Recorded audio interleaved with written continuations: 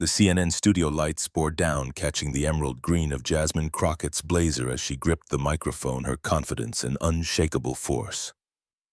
Only seconds before House Minority Leader Hakeem Jeffries had detonated a comment that left the air crackling. "The progressive wing is destroying our party's chances with their radical ideas." The words hung heavy as unshed thunder. Crockett, the ascendant congresswoman from Texas, had been slated for a congenial panel on Democratic unity. Now, with millions watching, her eyes narrowed, flinty with a fierce determination. This was no mere political debate. This was her crucible, a chance to confront the establishment titan who had just casually thrown her entire movement under the bus. Jeffries, with his polished Washington patina and entrenched backing, clearly anticipated no significant challenge.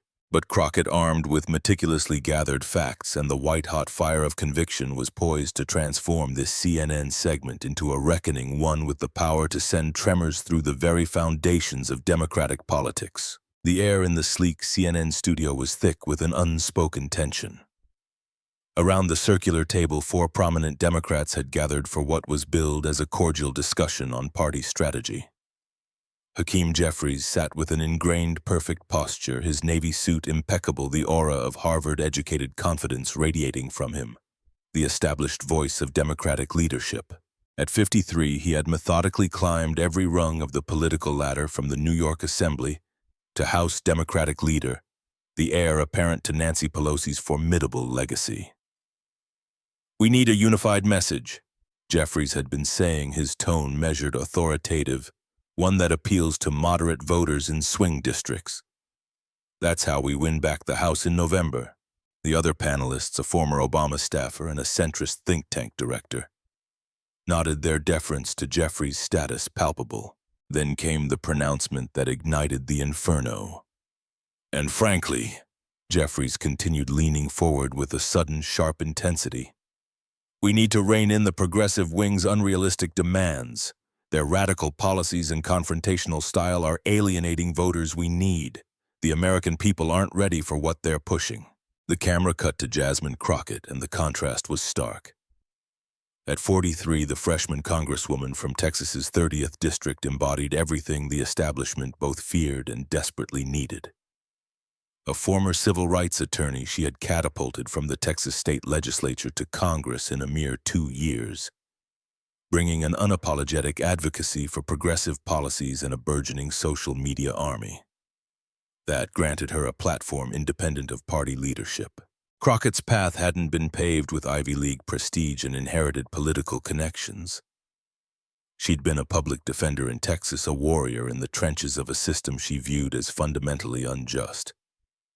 Her congressional seat hadn't been bestowed. She had fought for it, forging a coalition of young voters, people of color, and working-class supporters, galvanized by her promise of real, unyielding change. As Jeffries' words hung, the stakes became brutally clear to everyone watching. This transcended policy disagreement. It was a battle for the soul and future of the Democratic Party. Would it be the cautious, incremental approach of establishment figures like Jeffries, or the audacious, transformative vision championed by progressives like Crockett? The CNN moderator, sensing the incandescent potential of the moment, turned immediately to Crockett. "Congresswoman, it sounds like Leader Jeffries just characterized your wing of the party as a liability. Your response?" The split screen juxtaposed Jeffries' confident, almost dismissive smile, a veteran politician certain he could dispatch this freshman's challenge, with Crockett's gaze hard and unyielding as forged steel. But Jeffries was oblivious to one crucial fact: Crockett had come prepared not just with righteous indignation, but with an arsenal. "Thank you for that question," Crockett began, her voice a calm, low thrum that nonetheless sliced through the studio's ambient hum. "And thank you, Leader Jeffries, for finally saying out loud what many in leadership have only whispered behind closed doors." A palpable shift occurred. The audience sensed this would be no standard political evasion. Crockett was about to take the fight directly to the second most powerful Democrat in the House, live on national television. "Let me be perfectly clear," Crockett continued, turning to face Jeffries directly, her posture radiating controlled power. "When you call our policies radical, what exactly are you referring to?" Universal health care, a standard in every other developed nation. A living wage so working people don't need 3 jobs simply to survive climate action, so our planet remains habitable for future generations. The moderator, feeling the temperature in the room spike, attempted to interject, but Crockett raised a hand, a subtle gesture of command. No, I'd really like Leader Jeffries to explain which of these radical policies are supposedly driving voters away, because the polling data tells a completely different story. Jeffries maintained his composure, his practiced smile unwavering as he leaned toward his microphone. Congresswoman, I think you're mischaracterizing my point. We all want progress, but we need to be strategic. My approach, Crockett interrupted, her voice rising edged with incredulity. Let's talk about approaches, Leader Jeffries. In the last election cycle, progressive candidates outperformed establishment Democrats in swing districts by an average of 5 points. That's not my opinion. That's data from the DNC's own internal analysis. The camera caught Jeffries' momentary flinch, a hairline crack in the polished facade. He hadn't anticipated her wielding the party's own numbers against him. That analysis is incomplete and doesn't account for... He began, his voice losing some of its earlier assurance, but Crockett was ready. I have the full report right here, she said, holding up her tablet, its screen glowing. Would you like me to share the specific findings about which messages actually resonated with voters in Pennsylvania, Michigan, and Wisconsin? The CNN moderator, recognizing the unfolding drama, jumped in. This seems like a fundamental disagreement about the party's direction. Leader Jeffries, how do you respond to the Congresswoman's data? Jeffries shifted in his seat, his body language betraying the first subtle signs of discomfort. Look, selective statistics don't tell the whole story. The party needs a broad coalition, and extreme rhetoric from the progressive wing makes building that coalition harder. Extreme rhetoric? Crockett repeated, her eyes narrowing. Let's talk about extreme. Is it extreme to point out that 3 Americans own more wealth than the bottom 50% combined? Is it extreme to note that we're the only wealthy nation where people go bankrupt from medical bills? She turned, addressing the camera directly, her voice resonating with a passion that felt raw and authentic. What's actually extreme is watching party leadership water down every bold proposal until it's barely recognizable, then act surprised when voters feel like nothing ever changes. The other panelists attempted to interject with more measured takes, but the dynamic had irrevocably shifted. This was now a bare-knuckle showdown, Jeffries versus Crockett, establishment versus progressive, playing out in real time. Jeffries attempted to regain control. The American people elected Joe Biden because they wanted steady, responsible leadership, not revolution. Our job is to deliver practical solutions, not unrealistic promises. With all due respect, Leader Jeffries. Crockett responded, her voice now carrying a sharp, incisive edge. The American people elected Joe Biden because they were terrified of the alternative, and they're growing tired of being told that basic human dignity is unrealistic. Other countries provide health care to all their citizens. Other democracies have living wages and paid family leave. Yet somehow we're supposed to believe that the richest nation in human history can't afford these basics. The tension in the studio was a living entity, palpable. Behind the scenes, CNN producers were frantically communicating through earpieces. No one dared cut to commercial during what was clearly becoming a viral defining moment. Jeffries, a skilled debater, attempted a pivot. We share the same goals, Congresswoman. We just disagree on tactics. Do we share the same goals? Crockett shot back, her skepticism unconcealed. Because from where I'm sitting, it looks like leadership is more committed to pleasing donors than delivering for voters. A collective audible gasp rippled through the studio audience. This was the kind of accusation usually reserved for hushed, off-record conversations, not blasted across national television. That's a serious accusation, Jeffries replied, his tone hardening, a hint of anger finally surfacing. And frankly, it's the kind of divisive rhetoric that damages our party. What damages our party? Crockett countered, her voice unwavering. Is promising change but never delivering it. What damages our party is telling young people, working people, and communities of color to wait their turn again and again. The producer's voice buzzed urgently in the moderator's earpiece. This is ratings gold. Let them go at it.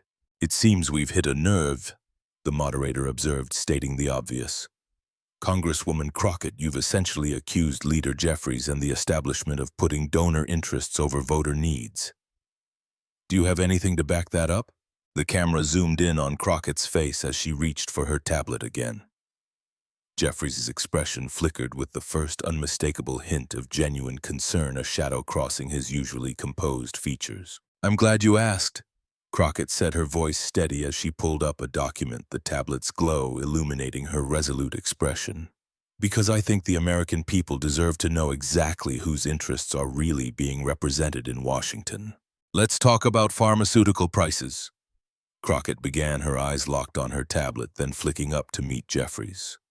2 years ago, we had a bill to allow Medicare to negotiate drug prices, something 92% of Americans support. She paused, letting the statistics sink in. It mysteriously got watered down at the last minute. Leader Jeffries, you led the charge to remove insulin price caps from that bill. Coincidentally, in the previous quarter, you received $218,000 from pharmaceutical PACs. The studio plunged into a stunned silence. Jeffries' composed facade cracked a visible tremor as he adjusted his tie. Those contribution numbers are public record, but that characterization is completely public record indeed, Crockett interrupted, turning her tablet toward the camera, the screen displaying a damning graphic of donation figures highlighted in stark red.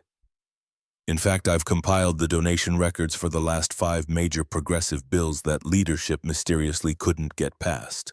Would you like to see the correlation between donations and voting patterns? The CNN chyron at the bottom of the screen quickly updated. Crockett confronts Jeffries with donation records live on air. This is a gross misrepresentation, Jeffries responded, his voice rising slightly, a defensive edge creeping in. Campaign finance is complex, and suggesting that donations influence policy decisions is what? Crockett pressed, relentless. Accurate, because the American people aren't stupid, Leader Jeffries. They can see the connection between who funds campaigns and which policies advance or die. She swiped on her tablet again. Let's talk about the climate provisions that were stripped from the infrastructure bill. You personally assured progressive members that those provisions would be included in subsequent legislation. 2 years later, we're still waiting. Meanwhile, you've received over $300,000 from energy companies opposed to those exact provisions. The moderator, recognizing the explosive nature of the moment, tried to interject some semblance of balance. Leader Jeffries, how do you respond to these specific allegations? Jeffries straightened his jacket, buying himself a precious moment to compose his response. Congresswoman Crockett is new to Washington. She doesn't understand how complex legislative negotiations are. We fight for every inch of progress we can get. I may be new to Washington, Crockett replied, her voice now resonating with a controlled, simmering anger. But I'm not new to recognizing when someone's avoiding the question. The American people deserve straight answers. She turned toward the audience, her gaze sweeping across them. Leader Jeffries wants you to believe that progressives are the problem because we actually try to deliver what we promise. He calls our policies radical. But what's truly radical is accepting a system where millions can't afford health care, where working full-time doesn't pay the bills, where we watch our planet burn while politicians take checks from the corporations causing the damage. The focus of the cameras shifted, a visual ping-pong match between Crockett's impassioned delivery and Jeffries' increasingly uncomfortable, almost hunted expression. What the establishment fears isn't that our policies will fail, Crockett continued, her voice ringing with conviction. They fear that our policies will succeed and upset the comfortable arrangement they have with their donors. Then came the moment that would be replayed, endlessly analyzed and immortalized. Crockett pulled up another document on her tablet and with a deliberate, almost theatrical gesture slid it across the table to Jeffries. This, she said calmly, her voice cutting through the silence, is your voting record on progressive priorities compared to your public statements supporting those same priorities. 27 times in the past 3 years, Leader Jeffries, you've publicly endorsed policies that you then helped kill behind closed doors. The camera zoomed in on the document, the damning evidence starkly clear for millions of viewers. Side-by-side columns detailed Jeffries' public pronouncements of support for progressive measures and the subsequent procedural maneuvers he'd employed to undermine them. That's a selective and misleading presentation. Jeffries stammered, visibly unsettled for the first time, his composure finally deserting him. Is it? Crockett asked, her confidence surging as she sensed the definitive shift in momentum. Because I have the receipts for every single instance. Should we go through them one by one? Without waiting for an answer, she pressed on. March 15th last year, you told CNN you strongly support a $15 minimum wage. That same week, your office worked with moderates to attach poison pill amendments that you knew would sink the bill. Jeffries reached for his water glass, his hand betraying a slight tremor that the cameras didn't miss. June 22nd. You publicly backed stronger voting rights protections while simultaneously working to weaken the enforcement mechanisms in the actual legislation. Jeffries attempted to interrupt, but Crockett was on a roll, her voice rising with righteous indignation. September 8th, you stood at a press conference declaring climate change the existential crisis of our time, your words, while your staff was literally drafting weakened emission standards at the request of donors from the fossil fuel industry. The other panelists sat in stunned, awed silence. The moderator, recognizing historic television unfolding before him, didn't dare interrupt. This isn't about progressive versus moderate, Crockett declared, addressing the viewers directly, her voice a clarion call. It's about honesty versus hypocrisy. It's about whether we actually fight for the people who elected us or just pretend to, while serving other interests. She turned back to Jeffries, her voice softening yet losing none of its power, a velvet glove over an iron fist. Leader Jeffries, the American people are struggling. They're drowning in medical debt, working multiple jobs to make rent-watching opportunities slip away from their children. They don't need politicians who tell them change is impossible. They need champions who fight for them as hard as you are currently fighting for your donors. The silence that followed was deafening. Jeffries looked genuinely shaken, his usual eloquence utterly abandoning him as he fumbled for a response. I have always worked for what I believe is in the best interest of the American people and our party. He finally managed, his voice thin. I believe you think that's true, Crockett replied, her tone now almost sympathetic yet unyielding. But the evidence tells a different story, and it's time for the Democratic Party to decide. Do we want to be the party that fights for working people or the party that just claims to while protecting the status quo? She gestured toward the tablet still sitting accusingly in front of Jeffries. The receipts don't lie, leader, and the American people deserve better than what they've been getting. The CNN producer's voice crackled urgently in the moderator's ear. This is going viral. Every network is picking it up. Don't go to commercial no matter what. The moderator nodded almost imperceptibly and turned to Jeffries. Leader, would you like to address these specific discrepancies that Congresswoman Crockett has highlighted? Jeffries, a skilled politician who had navigated countless difficult interviews, found himself in uncharted hostile territory. His usual arsenal of deflections, pivots, and carefully worded non-answers would only dig him deeper into the chasm Crockett had expertly excavated with her meticulous receipts. What matters is moving forward. He attempted, grasping for a lifeline. Internal party disagreements don't serve. With all due respect, Crockett interrupted, her voice firm, cutting him off. The American people don't want to move forward from accountability. They want leaders who say what they mean and mean what they say. The game had irrevocably changed. In less than 15 minutes, Jasmine Crockett had achieved what few progressives had ever managed. She had caught the establishment red-handed, exposing its contradictions with irrefutable evidence. Live on national television, leaving one of the party's most powerful figures visibly struggling for words. His authority diminished with each passing second. Within minutes of the segment ending, the confrontation between Crockett and Jeffries had detonated across social media. Crockett receipts began trending, nationwide clips of her most devastating moments, the receipt drop chief among them being shared millions of times. The image of her sliding the tablet across the table to Jeffries became an instant iconic meme symbolizing the act of calling out hypocrisy in any context. Progressive media outlets immediately declared it a watershed moment. Crockett just changed how progressives fight back, blared a headline on the Young Turks. Establishment caught red-handed Crockett brings receipts, proclaimed Common Dreams. Even mainstream outlets couldn't ignore the seismic significance, with CNN's own post-show analysis calling it the most consequential internal Democratic confrontation since AOC arrived in Congress.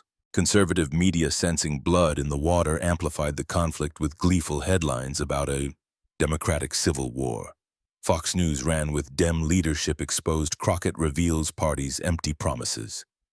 Yet even their commentators had to acknowledge Crockett's formidable effectiveness, one reluctantly admitting, "Love her policies or hate them, she came prepared and she didn't blink." Twitter, now X, was a maelstrom of reactions. Alexandria Ocasio-Cortez tweeted, "This is how it's done. Bring the receipts, always, at Jasmine Crockett TX, showing us all how accountability works."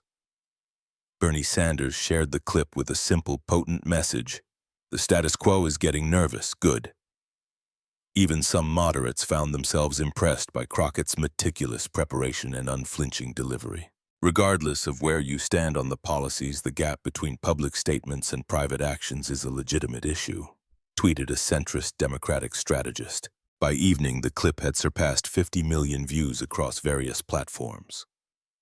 Morning news shows were already scrambling to book guests to dissect the fallout. Political analysts were in overdrive, trying to comprehend the implications for Democratic Party dynamics. Behind the scenes, the response was even more dramatic. Progressive members of Congress flooded Crockett's office with calls of support and congratulations. Several who had previously hesitated to challenge leadership publicly were reportedly reconsidering their approach. "Jasmine showed us that with the right preparation we can win these fights," one anonymous House progressive told Politico. "The leadership's two-faced approach only works when it happens in the shadows." Democratic voters responded with an overwhelming outpouring of support for Crockett. Her campaign email list swelled by 200,000 in a single day. Small dollar donations flooded in her campaign, reporting over $3 million raised in the 24 hours following the confrontation, mostly in small increments averaging $23. Jeffries' team scrambled into damage control mode. His spokesperson released a statement calling for Democratic unity and expressing disappointment in attempts to divide our party when we should be focusing on defeating Republicans. The statement, however, conspicuously failed to address any of the specific contradictions Crockett had so devastatingly highlighted. Several House Democrats loyal to leadership attempted to downplay the confrontation, one telling reporters off the record, "This kind of public infighting only helps Republicans." But their attempts to dismiss Crockett's concerns only amplified the narrative, with progressives pointing out that such anxieties about helping Republicans only ever seemed to surface when establishment figures were being held accountable. 3 days after the confrontation, the political landscape had visibly shifted. Jeffries called an emergency meeting with the Progressive Caucus, ostensibly to address tensions and find common ground. Sources inside the meeting described it as tense but productive, with progressives bringing specific policy demands that had previously been brushed aside. "The dynamics have changed," one Progressive Caucus member told the Washington Post. "Before Crockett's confrontation, leadership could dismiss us with vague promises. Now they know we're keeping receipts and we're not afraid to use them." Policy positions began to shift almost immediately. A prescription drug pricing bill stalled for months suddenly found new life with stronger provisions than the original proposal. Climate legislation, once deemed too ambitious, was now being seriously reconsidered. Several centrist Democrats who had previously opposed a 15 minimum wage announced they were reevaluating their position in light of new economic data. For everyday Americans watching the fallout, the impact was profound. Comment sections across news sites filled with variations of the same sentiment. Finally, someone said it. Many expressed a renewed hope that perhaps, just perhaps, politics could actually deliver meaningful change. If more elected officials followed Crockett's example of holding power relentlessly accountable. Political science professors and media analysts began dissecting the confrontation as a case study in effective political communication.